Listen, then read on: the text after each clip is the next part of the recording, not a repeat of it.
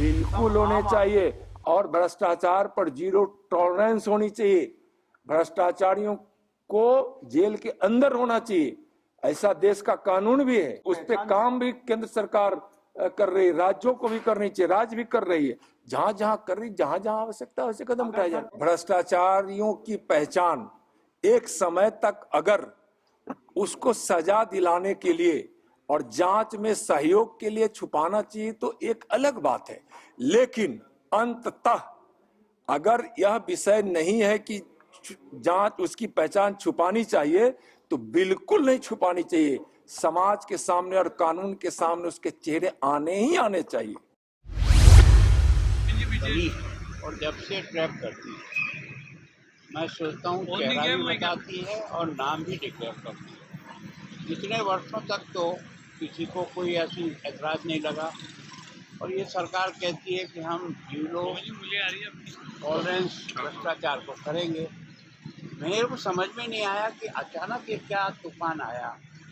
कारण क्या है कि अब धीरे धीरे एसीबी ने अपना वर्किंग बहुत सुधारा है और राजस्थान के एसीबी ने देश में अच्छा नाम कमाया है कि जो आईजी को ट्रैप कर सकती है, जो कलेक्टर को ट्रैप कर सकती है, जो बड़े से बड़े अधिकारियों को ट्रैप करके जेल भेज सकती है, एसीबी का नाम कमाया। अब अगर नाम डिक्लेयर नहीं करोगे तो लोगों के मन में उसके प्रति नफरत पैदा कैसे होगी। किसी आदमी को जेल भेज देना और ज़िंदगी में पड़ा रहे तो वो जाने और उसकी जेल जाने। कॉमन जनता उसके बारे में घृणा नफरत कैसे पैदा हो, उसका नाम और शक्ल दिखेगी तो कम से कम वो केस भले 2 साल बाद चलो, लेकिन उसकी समाज में प्रतिष्ठा तो उसी दिन से गिर जाएगी। उससे लोग उसी दिन से हेट करने लगेंगे। तो जब आप भ्रष्टाचार मिटाना चाहते हो तो भ्रष्टाचारियों को बचाने के लिए इस तरह का प्रयोग क्यों करना चाहते हो। तो निश्चित रूप से पता नहीं कैसे लगा उनको दिमाग में प्रियदर्शी जी को कि उन्होंने इस प्रकार का जो है ना एक ऑर्डर निकाला। तो पहले के लोग या तो समझते नहीं थे, आप ही ज़्यादा अक्लमंद हो इसलिए इसको समझे हो।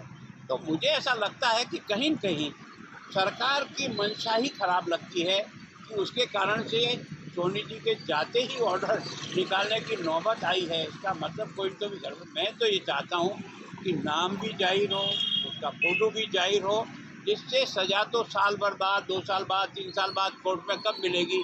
कई बार सरकार परमिशन ही नहीं देती है तो केस ही चालान नहीं होता है। अब एसीबी के एडीजी ने भी जिस तरीके का फरमान जारी किया है कि भ्रष्टाचार के सीधे मामलों के अंदर किसी की गिरफ्तारी होती है तो उसको media, social media, print media के अंदर या उनकी फ़ोटो जारी करने और उनकी पहचान को सार्वजनिक करने की आवश्यकता नहीं है। एक तरीके से भ्रष्ट अधिकारियों को बचाने का काम अब एसीबी कर रही है, क्योंकि राजस्थान की सरकार ने 4 साल के अंदर जो लूट मचाई है उस लूट के अंदर अधिकारियों को भी मिले हुए हैं और इस तरीके का फरमान जो जारी किया है उसका भारतीय जनता पार्टी पुरजोर शब्दों के अंदर विरोध करेगी।